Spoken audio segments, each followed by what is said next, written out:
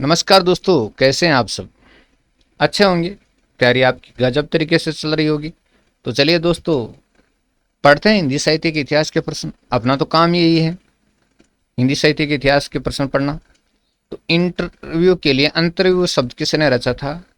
कन्हैयालाल मिश्र प्रभाकर ने रचा था इंटरव्यू के लिए अंतरव्यू शब्द। किसने? कन्हैयालाल मिश्र प्रभाकर ने। चलिए, दिल्ली से रंगभूमि फिल्म पत्रिका का प्रकाशन कब प्रारंभ हुआ?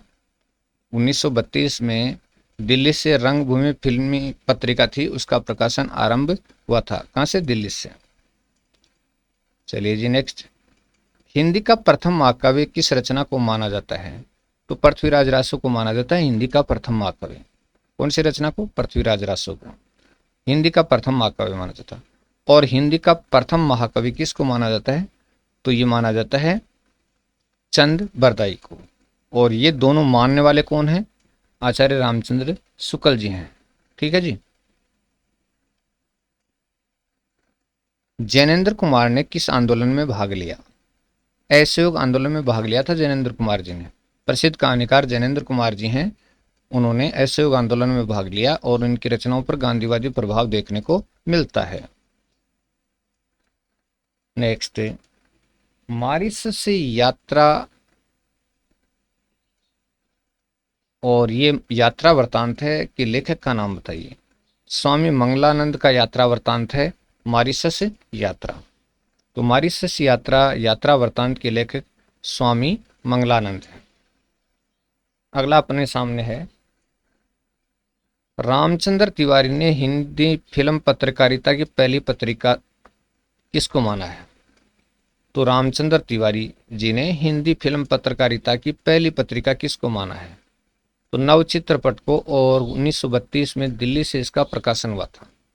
तो रामचंद्र तिवारी ने हिंदी फिल्म पत्रकारिता की पहली पत्रिका है वो नव चित्रपट को माना है और 1932 में इसका दिल्ली से प्रकाशन हुआ था। ठीक है जी। चलिए, नववर्षांक समारोह में रिपोर्ताज के लेखक का नाम बताइए। नववर्षांक समारोह में रिपोर्ताज के लेखक का नाम अपने को बताना है। तो रिपोर्ताज किसने लिखा होगा, देखते हैं उत्तर।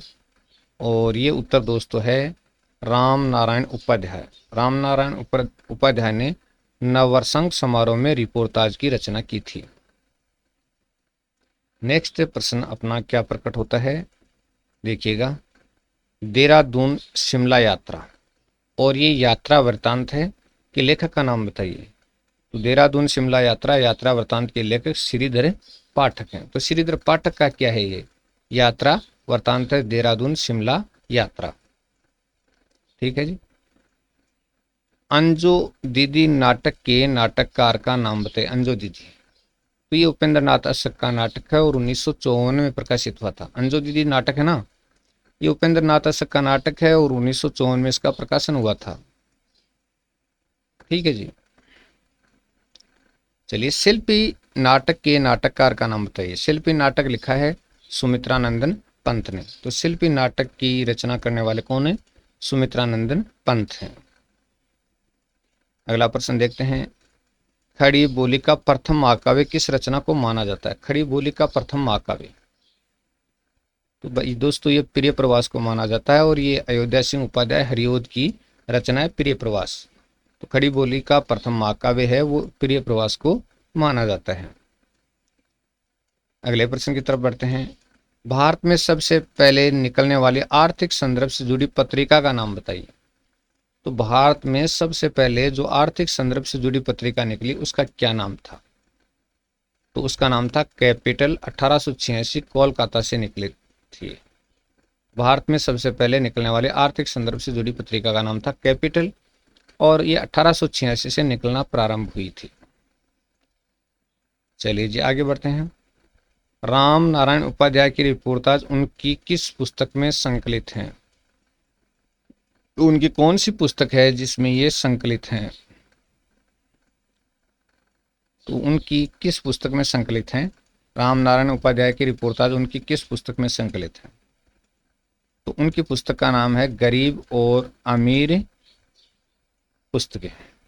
और इस पुस्तक में इनके क्या संकलित हैं? रिपोर्टाज संकलित हैं। रामनारायण उपाध्याय के रिपोर्टाज हैं, वो गरीब और अमीर पुस्तकें नामक पुस्तक में संकलित हैं। 1957 में इसका प्रकाशन हुआ था।